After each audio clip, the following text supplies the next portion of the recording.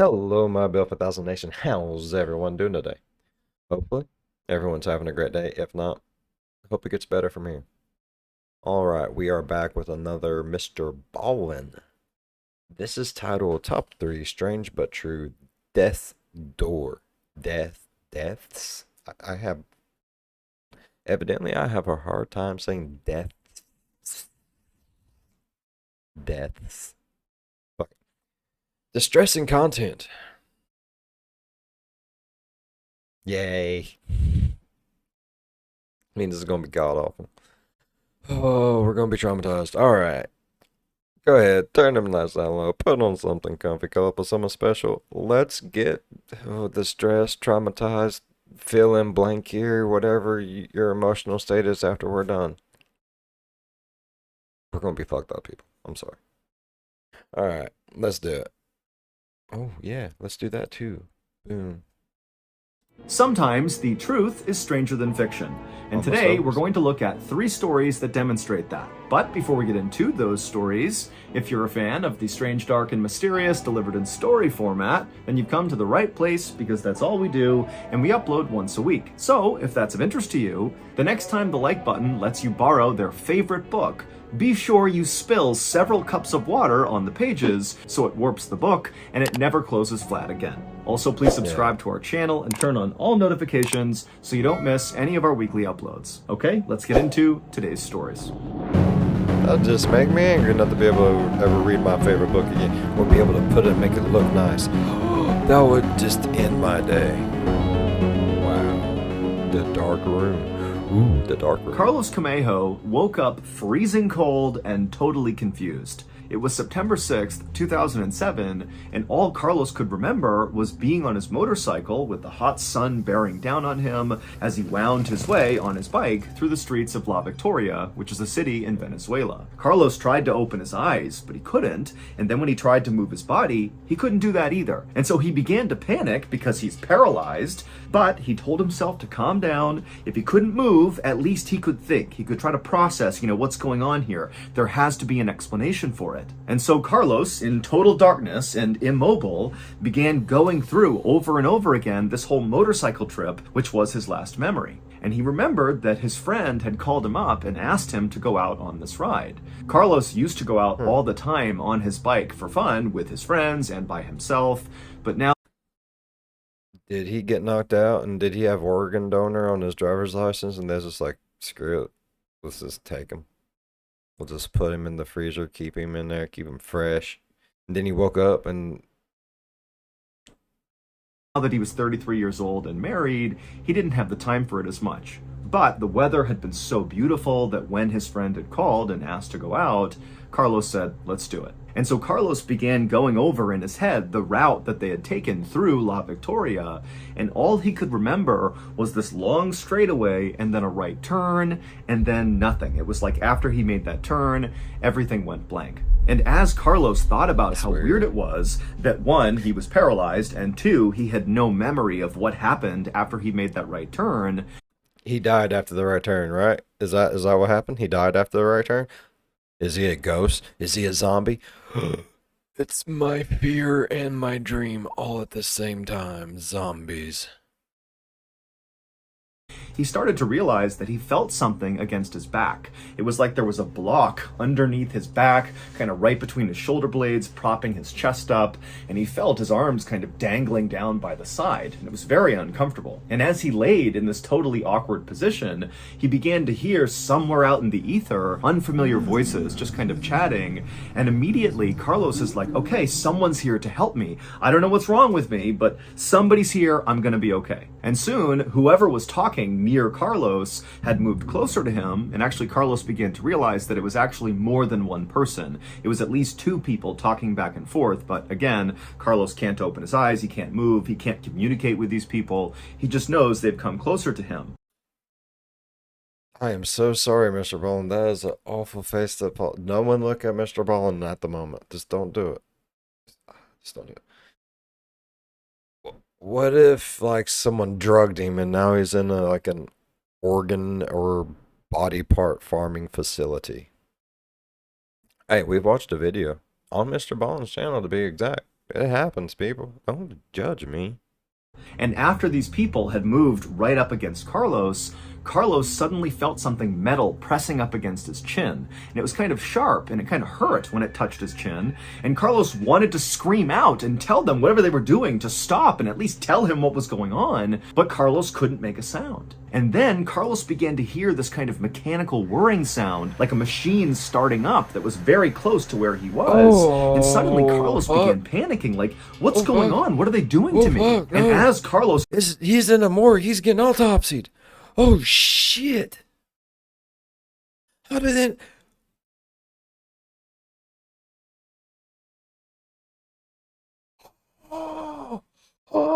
his heart rate is starting to speed up. One of the people who had moved near Carlos suddenly said, "Oh my God, that's impossible. This can't be." And then again, Carlos felt more pain in his chin. And then the pain got dramatically worse. It went from just kind of like a poking feeling to something going into his chin, and he felt it moving underneath his skin like a knife cutting through him. And then whatever it was, it went out of his chin. And as this is happening, Carlos is trying so hard to just wake himself up and do something to tell these people to stop, but he just couldn't do it. And then again, he felt that sharp pain in his chin. Another round of something going into him, moving underneath his skin and then poking out again. And the pain became so blinding that suddenly Carlos was able to kind of break through this paralysis and his eyes shot open. And for a second, all Carlos could see was like blinding lights. But then as things came into focus, he saw there were two... I'm fucking out of breath, bro. I need a second. I don't know what's going on. I got really out of shape all of a sudden really fast. Oh, damn.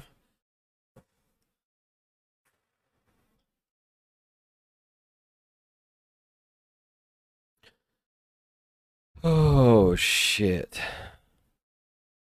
This is distressing. Two people, the people who had been speaking, wearing these huge goggles and face masks, and one of them was holding a big needle with black thread attached to it, and that thread was coming from Carlos's chin. They had been running that needle through his face, stitching his chin for some reason, but with no anesthetic. And so as Carlos is staring up at these people in goggles, the people in goggles are looking down at Carlos, and they're totally horrified, and they just kind of begin backing up, not really sure what to make of this. Zombie! And then Carlos, again, kind of breaking through this weird paralysis he was under, zombie! he was able to lift his head up and look down at his body.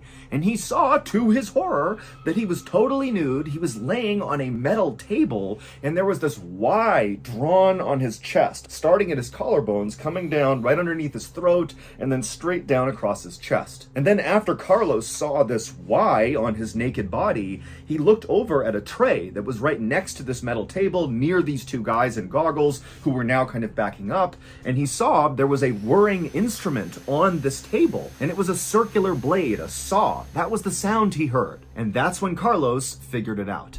Earlier that day, when Carlos had been out riding his motorcycle with his friend, he had gone down that long straightaway in La Victoria, he had made a right turn, and parked illegally right after this turn was this big truck. Carlos didn't see it, and at full speed, he impacted the truck, he was thrown from his bike, smashed into the ground, horrific injuries, and when paramedics showed up, they pronounced him dead on the scene. And so he was moved from the scene of the accident to the morgue. Bro. And at the morgue, Carlos was stripped naked and put on this metal table, and they placed a block underneath his shoulders, kind of propping his chest up, and they drew a Y down the center of his chest for his autopsy. The two doctors that Carlos ultimately saw chatting and performing this autopsy were going to follow that Y on his body with the circular saw. That's how they cut you open during an autopsy. But right before they were about to do that, the doctors noticed that Carlos was actively bleeding from his chin. And since he was supposed to be dead,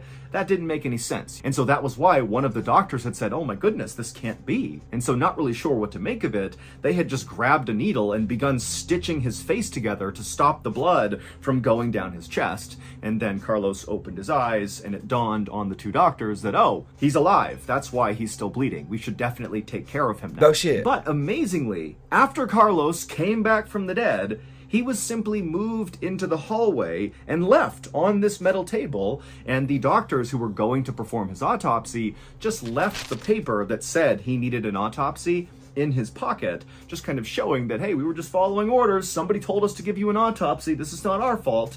And that's where Carlos stayed until his wife showed up and found him in the hallway, just laying there as if he was still just waiting for his autopsy. Carlos would suffer horrible injuries from the accident and serious emotional trauma from almost being cut open during this autopsy, but he would make a full recovery. I would be owning me a morgue, a hospital. I would be owning all that shit, bruh. You don't even know. I would own it all. It would be called the Bill 5000 Emporium right now. Just saying. Fuck that. On the afternoon of May 11th, 2015, 55-year-old Natalia was gathering sap inside of a Russian forest with her 82-year-old friend, Valia. The two of them had been coming to this grove of birch trees for many years. They enjoyed the peace and solitude of nature, and it was also a good place for Natalia to bring her little dog so he could run around while they collected the sap. It was a perfect spring day. The weather was very mild, the sun was out, and the two friends had a great time just kind of moving around to the different birch trees, using their little drills and hammers to get their taps into the tree, and then they'd put their glass bottles underneath each tap to collect their harvest. And then at some point, Natalia felt like she had all the sap she would need, and she began gathering up her things to get ready to leave. And as she did that, she looked over at Valia, and she had found this really big birch tree, and she had sat down underneath it and was working hard to set her tap. And so as Natalia registered that Valia was over here, kind of doing one more tree before they left, she began looking around for her dog. And she found her dog, and he wasn't too far away from Valia, and he was just kind of moseying around one of the trees, when suddenly Natalia noticed the dog came to a hard stop, and it turned and looked deeper into the forest, like it had clearly registered something that had put it on alert that was out of view. And so Natalia, her view was obscured from whatever the dog was looking at, and so she put down her equipment and kind of moved between the trees to see what her dog was looking at. And at some point, her view cleared, and she saw pretty far off in the forest was something huge, this dark thing kind of moving behind the trees. And suddenly, it jumped out from behind the trees and ran towards the dog. It was a huge Russian brown bear. And so totally horrified, Natalia's watching this bear charge her. That was not a real photo of a bear, but was that a real bear? I mean, was that a real bear? Behind the trees. And suddenly it jumped out from behind the trees and ran towards the dog. It was a huge. Is this real, or is this real? The thing looks horrifying. I mean, it looks like something straight out of a fucking horror movie. That's why I was asking if it was real. Maybe it's an animatronic. I don't fucking know. I'm pretty stupid when it comes to shit. Oh, it's got cute little ears, though.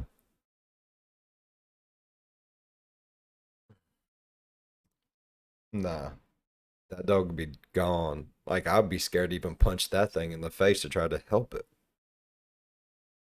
How do you fight something like that? My head looks like it. I mean, well, yeah, that's not a fair assumption. But I mean, look how big. Nah, bro. Huge Russian brown bear. And so totally horrified, Natalia's watching this bear charge her dog. She looks over, she sees Valia, who's pretty hard of hearing, is sitting with her back to this bear and the dog, still just working on this tree. And Natalia's just frozen for a moment, having no idea what. You get hammers and drills. All you can do is beat it and fuck it with a drill. What to do? And then instinct suddenly took over, and Natalia just turned and began running away, leaving Valia and leaving the dog. But after only running several paces, she stopped and turned around and saw the bear. It's not if you can outrun the bear. It's that you can outrun whoever you're with, right? Oh, fuck. That's the greatest ever.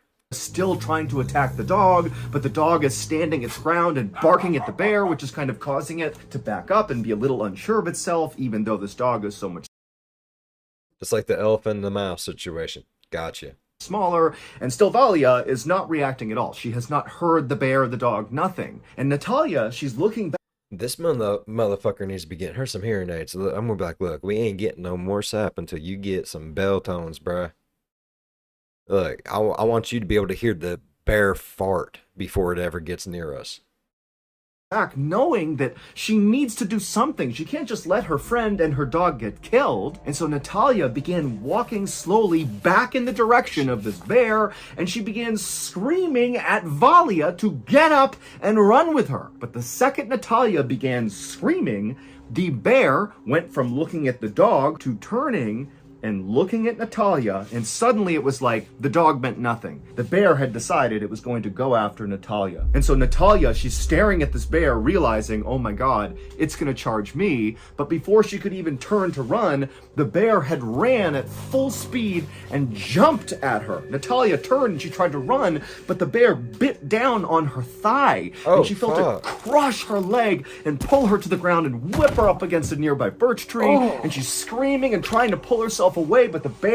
Son of a bitch, that bear's violent. Damn, Yogi, you need to calm her down, Holmes. What's wrong with you? The bear is ripping at her leg, trying to yank her back into the forest. And then Natalia, she sees her little drill that she uses to set the tap in the trees, and she reaches out and she grabs it, and she turns, and her leg is being actively eaten by this bear. And she turns on the drill, and she's about to jam it into the bear's eye, when the bear suddenly stands up to its full height, and then just drill it in the dick. All its weight down onto Natalia's chest. And immediately, Natalia dropped the drill, and the bear clenched down on her throat. Now, at this point, Valia, who again is hard of hearing, she didn't know what was going on, she turned around and saw this bear mauling her friend. And so what does she do? She runs over to this bear. No, you half-deaf motherfucker, you just need to call 911. What is wrong with you people? I don't know if it's 911 over there, but whatever the equivalent of 911 is. Right behind it and begins pummeling this bear and screaming at it to get off her friend. And the bear, who barely registers Valia hitting it, it just lets go of Natalia for a second. It turns around, and you got to remember, this bear has been eating Natalia. Its face is covered in her blood. And it turns and looks at Valia, and Valia, she's terrified. She begins stumbling backwards, and the bear is clearly about to jump on Valia when Natalia, who's barely alive, she sees this happening, and she just begins screaming at this bear while she's laying there bleeding out, trying to attract the bear to come back and keep eating her to spare Valia. And it works. The bear, hearing Natalia screaming behind it, forgets about Valia and turns back around and resumes eating Natalia. And then just seconds later, the bear actually lifted up Natalia by her neck, and it ran off into the woods carrying her. And so Valia is just left watching this happen. She knows she's not going to be able to stop this bear, and so she just begins running back towards the car, which was not that far from where they were. And when she got out there, she grabbed her phone and she called the authorities. About an hour and a half later, hunters sent by the police, along with animal control, arrived at this parking lot, and they found Valia, who was totally in shock, and she would tell the hunters and animal control where this birch tree grove was, where all this happened. And a moment later, the authorities headed into the woods. And after arriving at the birch tree grove, they actually saw the bear. It was by itself, and it turned and looked at them, and it began charging them, and they all raised their rifles, and they fired at the bear. Shot it enough times that bear. The bear collapsed right in front of them, and then they shot it one more time to make sure the bear was dead. But there was no sign of Natalia anywhere. Double tap. Always double tap. You don't want, no, double tap. But then suddenly, the authorities turned and saw something move off in the distance, and out from behind a tree came Natalia's little dog. It had somehow not sustained any injuries from this bear, even though the bear had originally gone after the dog. And the dog, it came up to the authorities and then quickly doubled back behind a tree.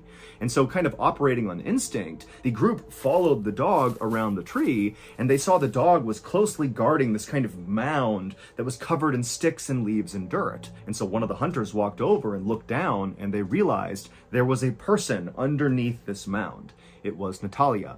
They pulled off all of the dirt and the twigs, and they found her absolutely destroyed, mauled body. But Natalia was actually still alive. Brown bears are notorious for eating their prey while they are still alive. And in many cases, they will gravely wound their prey, but not let it die, because then the meat is fresher when they come back and eat it later. And so bears will wound their prey and then basically bury them, cover them up with sticks. I mean, that is kind of smart, though. Bears are diabolical bastards. Sticks and dirt, kind of like putting it in the fridge, and then come back and eat them later on. And so Natalia was earmarked to be eaten later because she was still alive and buried. Natalia was rushed out of the forest to a nearby hospital, and she would stay there for several weeks because she had serious injuries from this bear. All over her body were these huge bite marks, and a lot of the flesh from her leg had been pulled off. But amazingly, she would recover, although the trauma of nearly being eaten by a bear has never left her. At least you're alive, bruh.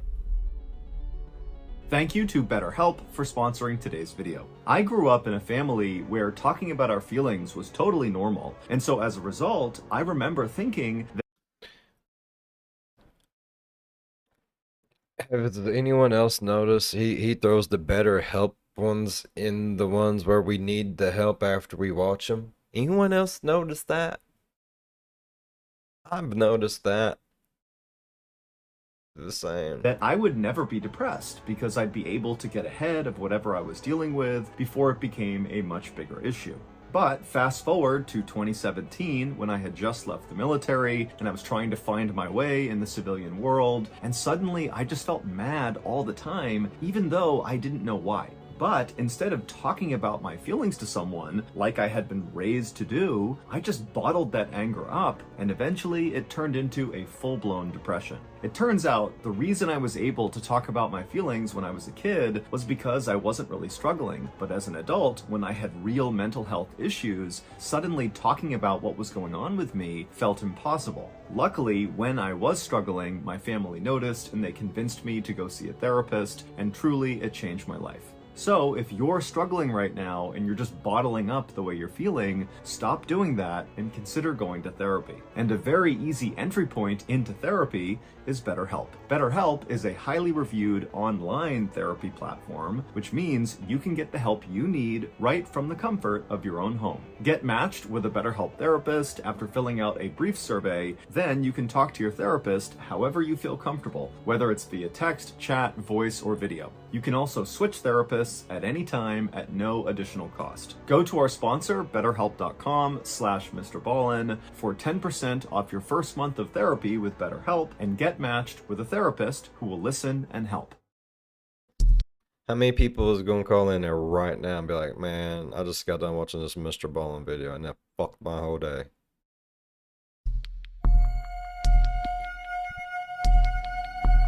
On the afternoon of May 25th, 2017, 42-year-old Nicole Gordon was laying on her couch in her home in Atlanta, Georgia, with an ice pack on her head. She had a blinding headache, one of the worst headaches she had ever had, and she was just unable to do anything else but lay on the couch. Nicole really had no idea why she had this terrible headache. The only I'm already scared. Like, we all know MrBallen. Alright, this one here by itself is 15 minutes long. The other two are already over. That means literally half of this is this story. And in the three ones, the last one's always the worst, man. thing she could think of was 3 weeks earlier, she had been in a minor car accident and one of her car windows had broken and some of the glass had cut her face, but she didn't think that would be enough to lead to this absolutely horrific headache that had not gone away for 3 weeks. But Nicole... Bro, it's called whiplash. You can hurt yourself in a car accident that you didn't even know even happened.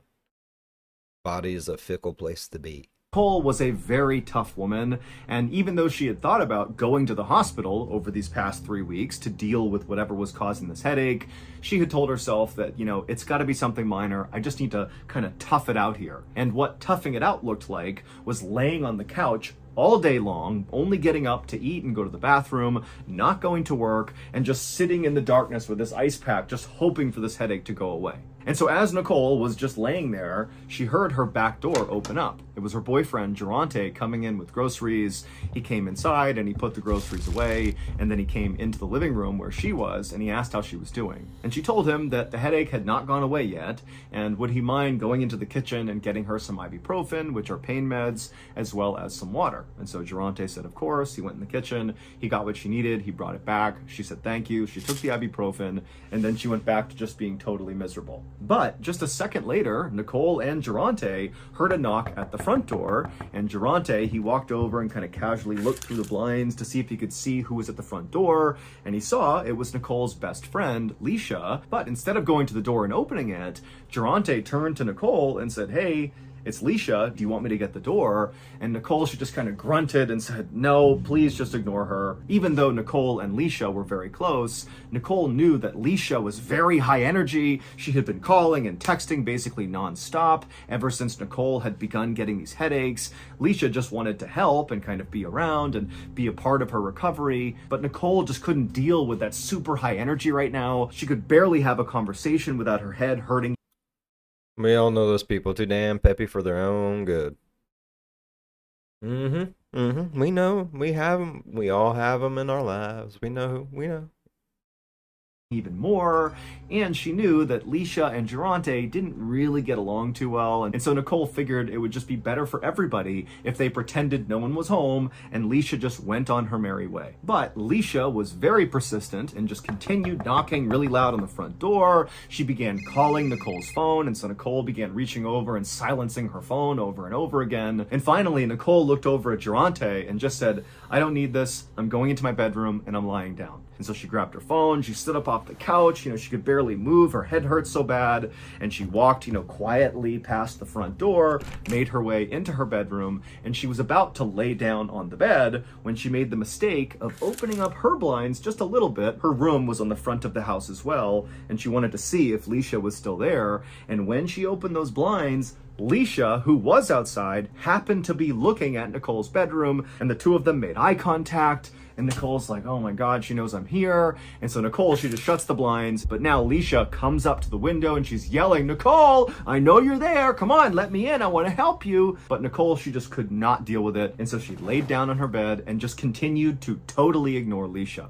Nicole knew that no matter how offended and upset Leisha was for this snub, she would get over it because the two women had been friends for nearly 2 decades. 19 years earlier, they had been neighbors, and they had become friends really quickly. They had been pregnant at the same time, and they began raising their kids kind of like side by side. But in the last 5 years that Nicole and Durante had been together, Nicole and Leisha had kind of drifted apart because Leisha and Durante both had very strong personalities and they just kind of clashed. And Nicole and Durante had this kind of on-again, off-again relationship, and every time they were broken up, Leisha would come around and be totally unfiltered with Nicole about how much she didn't like Durante. But right now, Nicole could just not deal with Leisha, and so despite hearing her yelling for her to come outside, come on, I know you're in there, Nicole just rolled over on her bed with her ice pack on the side of her head, and she fell asleep. A few hours later, when Nicole woke up, Leisha was gone, as well as Durante. He didn't stick around for very long.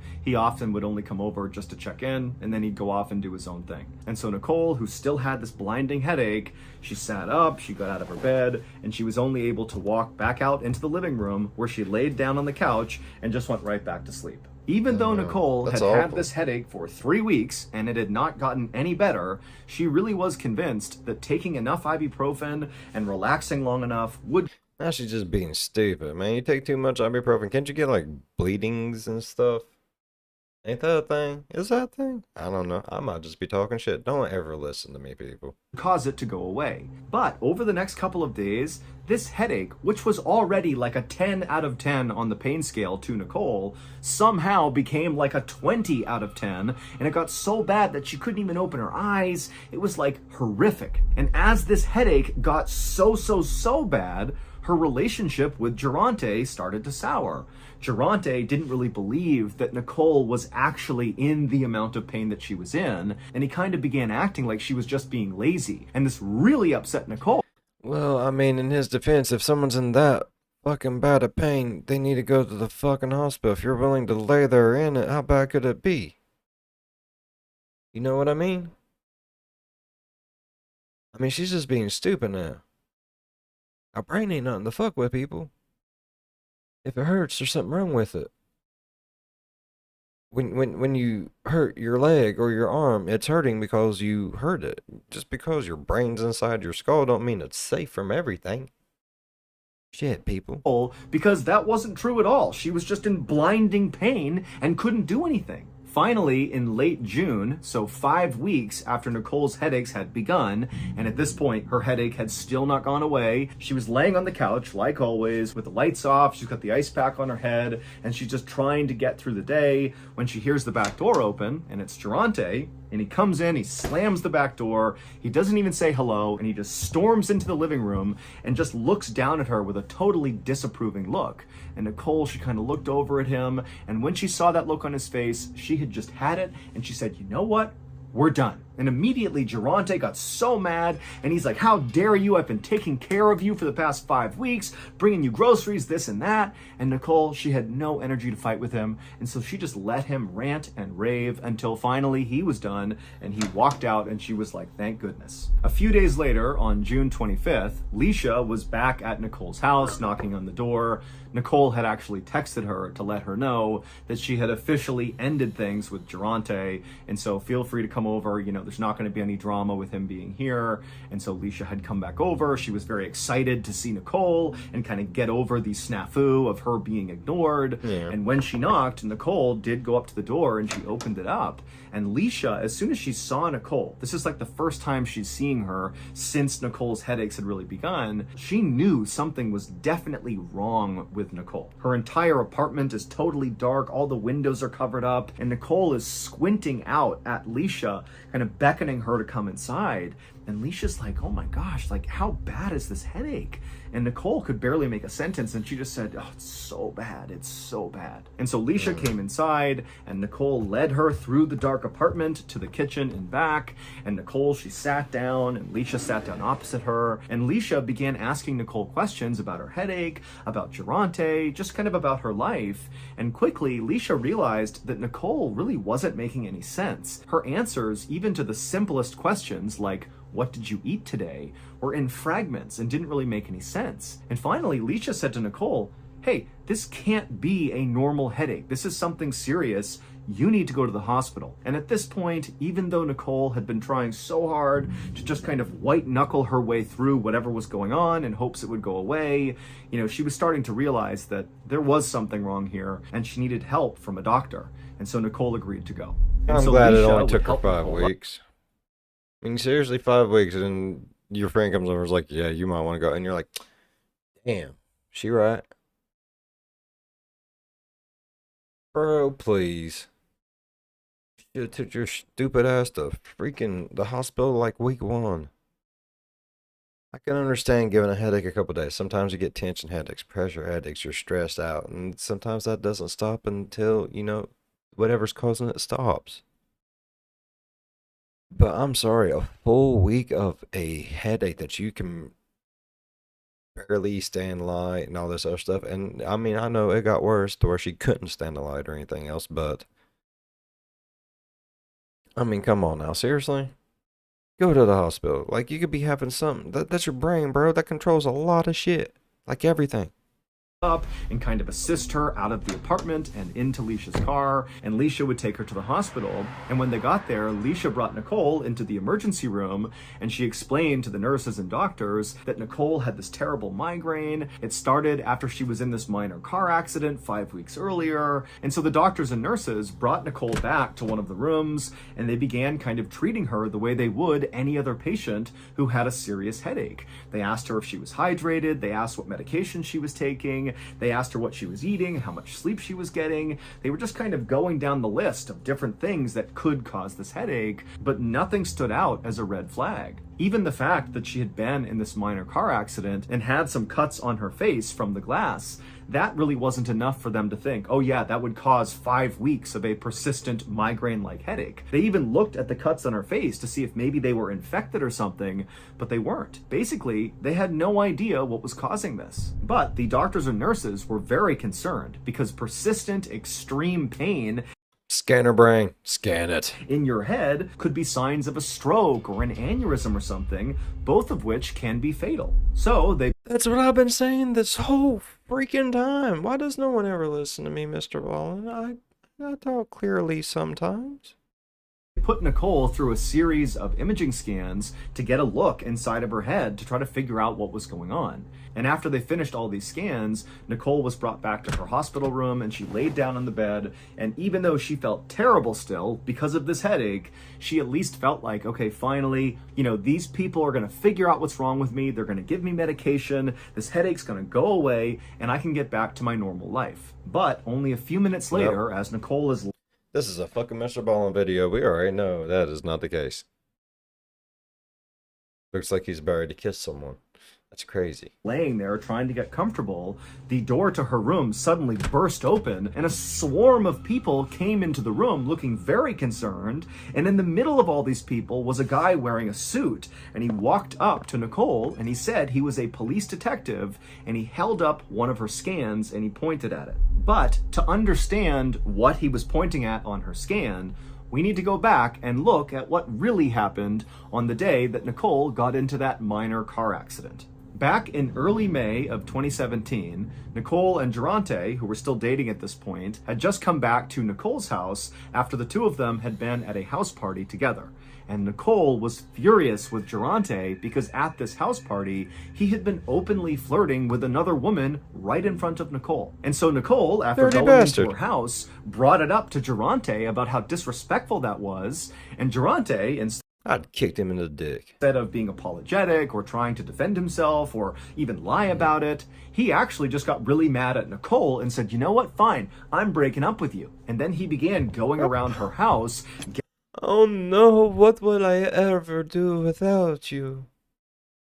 gathering up all of his things that he had left inside of her house. And Nicole, truthfully, was so mad that she didn't really care that he was putting on this show of taking his stuff and leaving her. And so after a few minutes of Durante angrily grabbing his stuff from inside the house, he headed outside to Nicole's car where he had some more things inside of her car. And so he went in the passenger seat, and Nicole, she just reflexively got into the driver's seat of the car just to make sure that Durante didn't take anything inside of her car that he shouldn't, or mess with her car in some way to get revenge on her. And so she's sitting there, she's watching Durante right next to her gather up his things, and then he hops out of the car, doesn't say a word to her, and then he walked around the front of her car and got into his car, which was parked right in front of hers, facing out towards the road.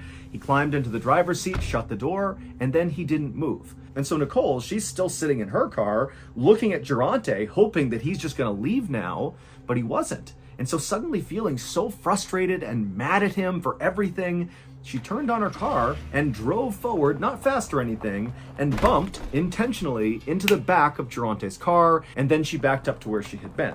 And after she did that, she stared angrily at Durante, basically being like, what? Like, I want you to leave. Like, get out of here. And Durante, he was furious.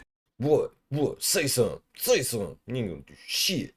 And so he threw his car in reverse and he really hit the gas and rammed into the front of Nicole's car. And in fact, he hit her car so hard that her car lurched backwards and smashed into her fence. Now, Nicole's memory only showed her this exchange. She remembered fighting with Durante, him getting his stuff, and then her bumping into him, and then him really hard smashing into her. And so when she thought about the minor accident she had gotten into, this was it. But what Nicole did not know as she was laying in the hospital bed, as this detective is holding up the scan and pointing at it, is there was actually a whole other series of events that played out after Durante backed into her. After Durante backed into Nicole and she smashed into her fence, Durante got out of his car, walked up to Nicole's car, drew a gun, and shot Nicole in the head. That's what happened. This was not a glass cut. This mark on her forehead was where the bullet went into her skull. But obviously, this did not kill Nicole. Fuck! Son of a bitch!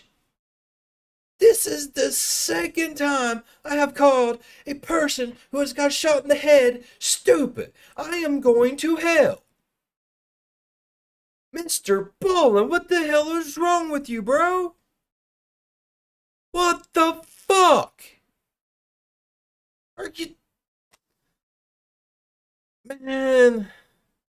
It knocked her unconscious, and Durante picked her up, put her in his car, and drove her to his mother's house, where he told his mother that, oh, Nicole was drunk and she got into a small accident and, she just needs to rest. And so Durante's mom, believing her son, put some Neosporin on Nicole's entry wound from the gunshot, put a Band-Aid over it, and kind of looked after her for the night. And then when Nicole came to, she had no idea what happened. Her memory only existed up until Durante rammed into her. She didn't remember him getting out and shooting her and all of that. And so when Durante realized that Nicole didn't know he shot her, he just went along with it and said, oh yeah, you got drunk and, we were fighting a little bit and you got into a small accident and I think the glass fell down and cut your head. That's all that happened. Oh And my Nicole God. believed it. It wasn't until Leisha made Nicole go to the hospital 5 weeks later and they scanned her head that they discovered a bullet lodged in her brain. And so Not a the real photo. detective came in the room. I was like, my God, that's deep, but not a real photo. It could have been deeper. Holding up the scan, and he pointed to the bright spot on the scan, and that was the bullet. And the doctors and nurses, they told Nicole that we've never seen anything like this, like you should be dead. And also, because this has gone untreated for 5 weeks, You're your fucked. body healed around the bullet. Like, we can't even take it out now. Your brain has formed itself around the bullet, and so it will do more damage than good if we try to pull it out. And so Nicole would go on to live her life with this bullet in her head, but she never really fully recovered. As for Durante, the police would very quickly go after him, What the but he hell? would flee police and evade them for 2 years, and then finally when they caught up to him, he was hiding in an attic and there was this whole long standoff, but then finally he would surrender himself, and then he would get charged with a host of crimes, many of which he was convicted of, and so ultimately he was sentenced to 25 years in prison. What the fuck? So that's gonna do it. If you got something out of Yes, Mr. Ball, I'll tell you exactly what I got out of today's video. What I got out of today's video is, sir, because of you, I have a special 2-story freaking duplex in hell for making fun of people who have been shot in the head. That's 2 now, Mr. Ballen. 2. You can't do this to me, sir. Damn. Alright. I really enjoyed today's video, though. All 3 stories was amazing. I have a personal little house waiting for me in hell. Here I am calling her stupid and everything else, and this motherfucker been shot in the fucking head. Fuck.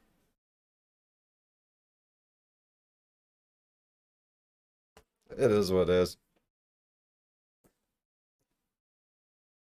I don't know. Okay, if y'all enjoyed today's story as much as I did, please go down there and hit that thumbs up button, because quite frankly, I'm going to hell and I need all the likes I can get. If you're a fan of the spooky, scary, strange, deranged things that just... Damn. Think about subscribing. That's all I can say about any of it. Just subscribe and like me, because, yep, I got a personal house in hell. Because I'm stupid. Yeah. Alright. As always, be good to one another. I'll see you in the next one. Bye-bye. She was shot in the fucking head.